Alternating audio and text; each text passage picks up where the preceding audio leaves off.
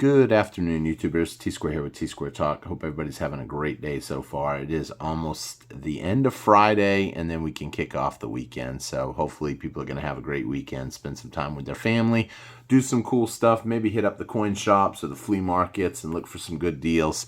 And for that, I got a great talk today, I think, that we're going to talk a little bit about. As always, I like to use a comment for my afternoon video, and I think this is a pretty good comment. It's a comment that has a theme to it that I've actually seen in multiple comments more recently, especially since I was showing off my barter box, I guess you can call it.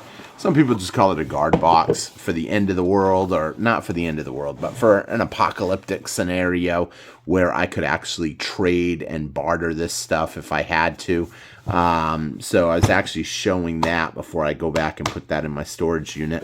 But what I wanted to talk about today was a recent comment that really hit home. It really touched the theme of today's video, I think. If you guys enjoy the video, please be sure to take a quick minute, hit that thumbs up button for me, help me out, and leave me a comment. Let me know what's going on, what you think, and if you're not subscribed, do the ultimate thing and hit that subscribe button because it really does help me out.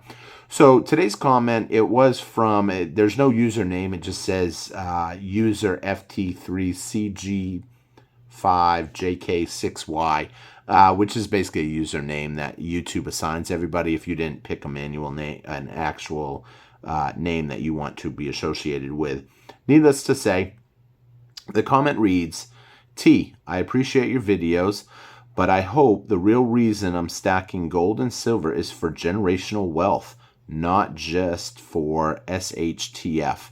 No one in their right mind would want to see that. So I think that's a great way to look at it. You're not stacking gold and silver just for SHTF scenario. And you're right, nobody is definitely going to want to see that. And for those of you that don't know what SHTF scenario means, it's short for blank hit the fan. The SHIT hit the fan. So they say just the first letters. I had someone actually ask me, I've seen that comment come up on different people's channels about what that stood for. They didn't know what that stood for. So, okay, so why are we stacking? So the first thing I gotta say is, you know, nobody wants a horrible situation. Nobody wants the dollar to collapse. Well, there are countries out there that want to see the dollar collapse, but that's because they're jealous, I think, and they're tired of being used. Essentially, we get to print money and in the form of paper, send it to other countries, and they send us their labor, their goods, their services. They give up essentially everything for US dollars. And for a long time, that has been the key. So with that being said, now countries are tired of that. And you know, eventually, I believe they're going to stop taking the dollar. They're not going to want them anymore. And that's going to cause a really SHTF scenario. But hypothetically, it could be some kind of Carrington event, which is a major solar flare from the sun, which would knock out all electronics and everything that is electrical in the world. And if something like that happened, that would definitely put us back in the Stone Age. Think about that. No vehicles. No cell phones, no computers, no lights, no refrigerator, no stove. That would be a really SHTF scenario. However, there's a lot of other things that could happen. A lot of countries have been put in situations where they essentially are living a hard life. And nobody wants that. Obviously, I would not want that because, I mean, people would not survive in today's world. I mean, people now have a hard time surviving because they don't know how to cook at home if they can't eat out. I mean, literally, I've seen stuff shut down for the holidays and people are like, I'm so hungry, there's nowhere to go eat. I mean, you know, you get food at your house, you put it at your house and you're prepared.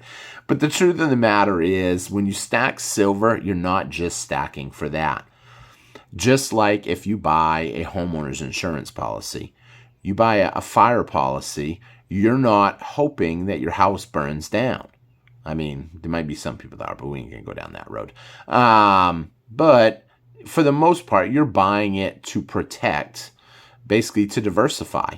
When you buy insurance, if you lose your house, well, you lose your house, you lose everything in it, but you get a nice little compensation check. Very little for the price that you pay over the 50 years that you've probably been paying insurance, but I'm not a fan of insurance either. So needless to say, though, you're not wishing it's going to happen, because the truth of the matter is, whatever's going to happen is going to happen. Me or you are going to have no say-so over what's going to happen. It's just a fluke, or it's the higher powers that be, or the upper society that just controls the world and wants to see chaos. And with that, that's not the only reason you stack, though. You're stacking because the truth of the matter is, I've been stacking for 8 years. And in those 8 years, nothing crazy bad has happened. We have just seen a slow erosion of our wealth. And anybody that doesn't see it really needs to focus in on what the prices are at the grocery stores, what the prices are at the pump. I'll be honest, when I was married, I never went to the grocery store. I remember when I was a kid, a gallon of milk was 99 cents. And when I became single, I went to the grocery store and I was like, what the heck? It's 5 something? I didn't know where money went. I just, you give some money up and the groceries end up in the fridge. I'm guilty of that. And when I started shopping for myself, I realized prices are going up fast. And now, if you're going to the grocery store every other week or every week, you're seeing it go up like faster and faster. And this is a trend that's going to continue. Anybody that thinks, oh, this is not going to last forever. I've had some people that know my political preferences, and they say, okay, if so-and-so gets back in, are things going to get better? Because I'm tired of this. And I always feel bad saying, are things going to get better? I think the economy might get a little better, but I think things are so far gone, and it's not really, despite my likes or dislikes for different presidents or candidates, I've got to say that isn't really what it comes down to totally. One of the major factors is the Fed. The Fed prints money. The government spends money. The only difference is what they're spending money on. Whether they're spending money on free school or whether they're spending money on Tomahawk missiles. And the truth of the matter is, it doesn't matter. Overspending is overcreation of money. The more money they make, the more it enters the system.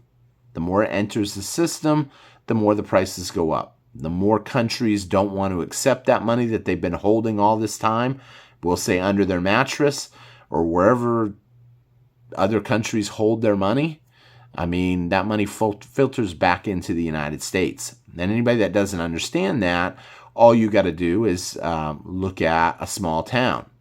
If some guy in a small town wins the lottery, all of a sudden, you can expect that small town is probably going to grow. Why? Because he's probably going to buy up a lot of stuff in the area.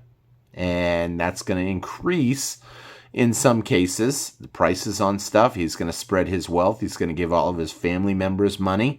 They're all going to have money. They're going to probably go to their local store, buy up more stuff than they would have normally bought because they were on a budget. More money floating around, then the stores have more money. They're going to buy more stuff. And eventually all this filters into inflation. More creation of money. The more you have of something, the less it is worth. And so with that being said, you're stacking for a lot of different reasons.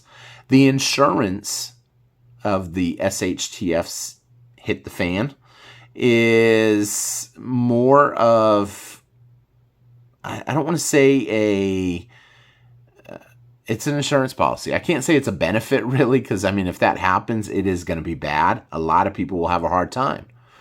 But it's a little extra security. And the truth of the matter is, silver and gold are just going to continue to go up. A lot of people can't see that. They don't understand that. They don't want to know. And I've had some people tell me, if you don't think about it, it ain't going to happen. That's not true. It's not true at all. Just because you don't prepare for a fire does not mean a fire won't happen. And once you realize that, you understand that you got to try to prepare for as many things as you can without being considered crazy. I mean, I've already been considered crazy by many people, so I'm like, oh, well, what's that mean? It's just a label. Everybody's got a label now for something. But the truth of the matter is we're stacking. We're seeing it go up. We understand this is a real savings. What you see in front of you, the silver that you see in front of you, that's a real savings. If I needed something, even if it was as small as my hot water heater going out and I want hot water, I can go to the store and I can replace my hot water heater, and then I can sell some of this silver and pay it off. A lot of people, though, they don't have the silver safety net, and so essentially they're just, in the hurt, and they'll just put it on a credit card in some cases and hope they can pay it off. If not, they'll make their minimum $25, $30 payment every month until they pass away. I mean, it's ridiculous how much people rely on credit cards. So with that being said, that's the topic for today. I hope you guys enjoyed it. I think it was a great comment. I think it was good to talk about this. You're not hoping for the worst. In fact, things are just going to keep going the way they're going to go, and you're just preparing for the worst. And if nothing happens, you're still going to do well. You're buying an insurance policy that essentially goes up in value. You can always get your money back, and it pays a big return if something really bad happens. So with that being said, thank you all for watching. I hope you hit the thumbs up button because it really does help me out. And leave me a comment. Let me know your thoughts on this case. I really like to hear it. So thank you, and have a great day, people. Bye-bye.